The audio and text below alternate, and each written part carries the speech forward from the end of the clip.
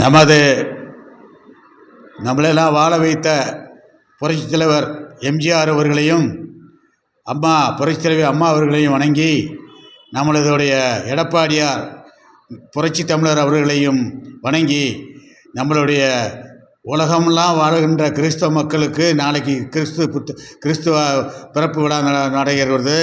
அத்துடன் 2025 புத்தாண்டும் கிறிஸ்தவ மக்கள் அனைவருக்கும் நல்ல ஆண்டாக இருக்க வேண்டும் வாழ்த்துகிறேன். உலக கிறிஸ்தவர் பூராத்தையும் வாழ்த்துகிறேன்.